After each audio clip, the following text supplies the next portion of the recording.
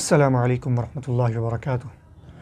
الحمد للہ کفا والسلام علی عبادہ الذین اصطفیٰ، اما بعد۔ اعوذ باللہ من الشیطان الرجیم، بسم اللہ الرحمن الرحیم۔ وما آتاکم الرسول فخذوه وما نہاکم عنہ فانتہوا، وقال النبی صلی اللہ علیہ وسلم صلوا کما رأیتمونی اصلی۔ ناظرین، نماز عید سے قبل عام طور پر عوام الناس کے ذہن میں عید کی نماز کے سلسلے میں بہت سارے سوالات پیدا ہوتے ہیں، بہت سارے سوالات گردش کر رہے ہوتے ہیں کہ آیا نماز عید میں تکبیرات زوائد کی تعداد کیا ہے، تکبیرات زوائد کے درمیان ہم کیا کہیں گے، اور تکبیرات زوائد کے درمیان کیا رفع الیدین کرنا ہے یا نہیں کرنا۔ اس طرح کے بہت سارے سوالات لوگوں کے ذہن میں پیدا ہوتے ہیں اور ہر سال یہ چیز پیدا ہوتی ہے۔ تو انشاءاللہ آج کے اس ویڈیو میں بڑے اختصار کے ساتھ ان تمام تر سوالات کو ملحوظ رکھتے ہوئے اس کا جواب دینے کی انشاءاللہ کوشش کی جائے گی۔ اللہ رب العالمین ہمیں اور آپ کو صحیح کہنے، صحیح سننے اور صحیح باتوں پر عمل کرنے کی توفیق عنایت فرمائے۔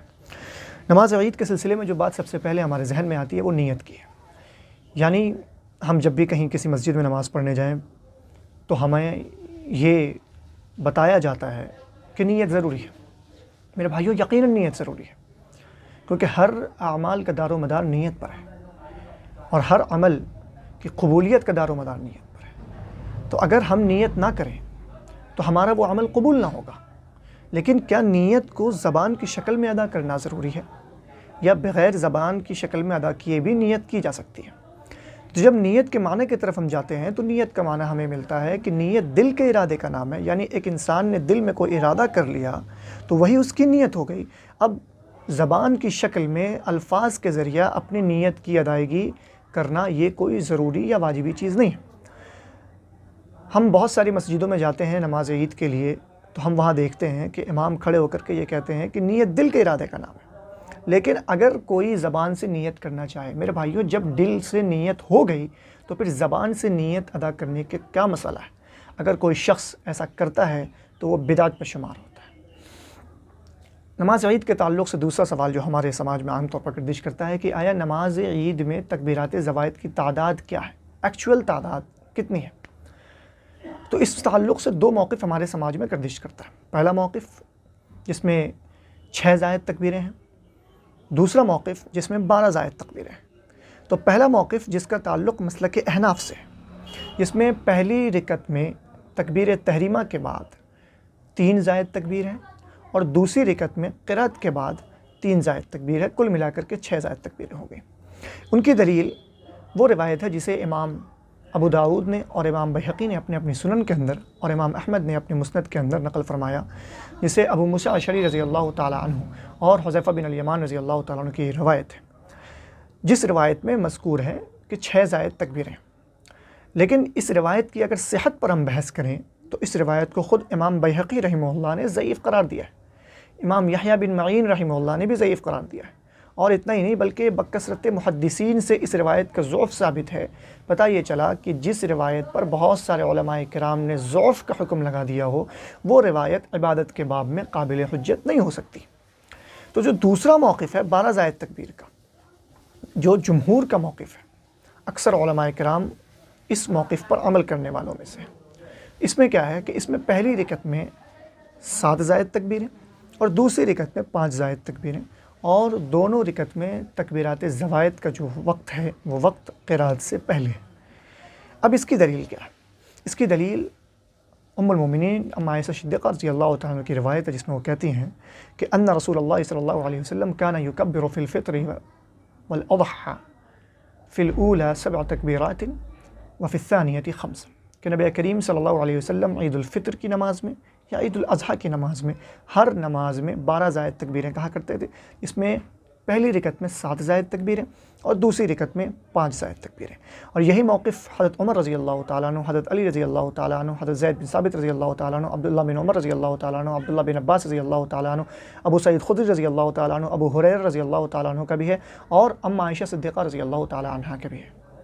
اتنا ہی نہیں، علماء احناف میں سے مولانا عبدالحی لکھنوی رحمہ اللہ کا یہی موقف ہے، عبدالقادر جیلانی رحمہ اللہ کا بھی یہی موقف ہے، شاہ ولی اللہ محدث دہلوی کا بھی یہی موقف ہے۔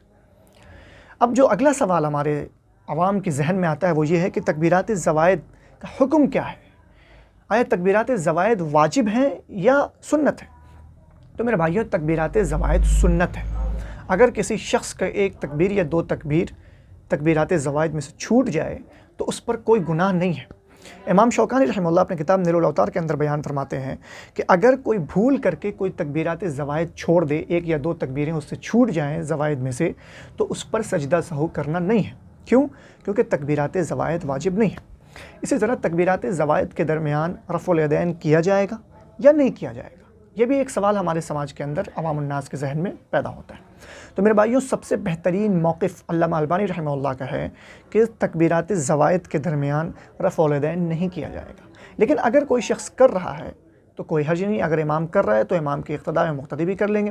لیکن اگر امام نہیں کر رہا ہے، اور امام کو نہیں کرنا چاہیے، کیونکہ تکبیرات زوائد میں رفع الیدین کے سلسلے میں خصوصی طور پر کوئی بھی نص وارد نہیں ہے، اور جو بھی استدلال کیا جاتا ہے وہ تمام کے تمام روایتوں کے تعلق سے علامہ البانی کا کہنا ہے کہ یہ تمام روایتیں فرض نمازوں میں تکبیرات کے تعلق سے وارد ہوئی ہیں۔ اسی طرح ایک سوال ہمارے سماج میں یہ آتا ہے کہ تکبیرات زوائد کے درمیان کچھ کہنا ہے یا نہیں کہنا ہے؟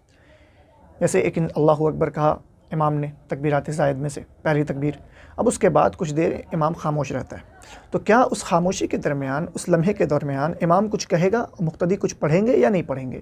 تو عبداللہ بن مسعود رضی اللہ تعالیٰ عنہ کا ایک اثر ہے جس کی سند حسن ہے، اس میں ہے کہ عبداللہ بن مسعود رضی اللہ تعالیٰ عنہ نے فرمایا کہ تکبیرات زوائد کے درمیان سبحان اللہ والحمد للہ ولا الہ الا اللہ واللہ اکبر پڑھنا ہے۔ یعنی اگر کوئی شخص ان کلمات کو تکبیرات زوائد کے درمیان پڑھ رہا ہے تو اچھی بات ہے، نہیں پڑھ رہا تو بھی کوئی پریشانی کی بات نہیں ہے۔ اب امام کو چاہیے کہ وہ اپنی نماز سے پہلے یہ بتا دے کہ آیا وہ تکبیرات زوائد کے درمیان یہ کلمات پڑھے گا یا وہ نہیں پڑھے گا، کیونکہ اگر وہ پڑھے گا تو اتنا وقت ملے گا تو پھر مقتدی بھی اس وقت میں ان کلمات کو پڑھ سکتے ہیں۔ اب ایک سوال یہ بھی آتا ہے کہ اگر عید کے دن کسی شخص کی عید کی ایک رکعت نماز چھوٹ گئی، وہ مسبوق ہو گیا، تو اپنے وہ نماز کی تکمیل کس انداز میں کرے گا؟ تو اہل علم کا سب سے صحیح اور راجح موقف یہ ہے کہ اگر کوئی شخص نماز میں آ کر کے ملتا ہے اس حالت میں کہ وہ مسبوق ہے، تو نماز کی کوئی بھی رکعت چل رہی ہو وہ اس شخص کی پہلی رکعت شمار کی جاتی ہے۔ اب اس کے بعد جتنی رکعتیں ہو چکی ہوں اور اس کے بعد وہ شخص سلام کے بعد اپنی باقی نمازیں مکمل کرے گا۔ بالکل یہی معاملہ فرض نمازوں میں بھی ہے، نماز عید میں بھی ہے اور نماز استسقاء میں بھی ہے۔ مثلا اگر کوئی شخص دوسری رکعت میں آ کر کے مل رہا ہے عید کی نماز میں، تو وہ دوسری رکعت میں تو آ کر کے مل گیا، لیکن وہ اس کی پہلی رکعت ہوئی۔ اب وہ جو دوسری رکعت ادا کرے گا کھڑے ہو کر کے، تو وہ دوسری رکعت میں بھی 5 زائد تکبیریں ہی پڑھے گا۔ لیکن اگر کسی شخص کی دونوں رکعت چھوٹ گئی ہے، پہلی رکعت بھی چھوٹ گئی، دوسری رکعت بھی چھوٹ گئی، وہ تشہد میں آ کر کے ملا یا وہ رکوع میں آ کر کے ملا، تو اس سلسلے میں سب سے آسان طریقہ یہی ہے کہ وہ کھڑے ہو کر کے دونوں رکعت نماز پڑھے گا، اور دونوں رکعت کا طریقہ وہی ہوگا کہ پہلی رکعت میں وہ قرأت سے پہلے 7 زائد تکبیریں اور دوسری رکعت میں وہ قرأت سے پہلے 5 زائد تکبیریں کہے گا۔ اللہ رب العالمین ہم تمام لوگوں کو کہنے سننے سے زیادہ عمل کرنے کی توفیق عنایت فرمائے، اور ہمارے معاملات کو آسان فرما، ہماری عبادتوں کو، ہماری ریاضتوں کو قبول فرما، اور ہمارے جو معاملات ہیں اللہ، ہم پر جو پریشانی کا وقت ہے اللہ، اس وقت کو ہم سے دور فرما دے۔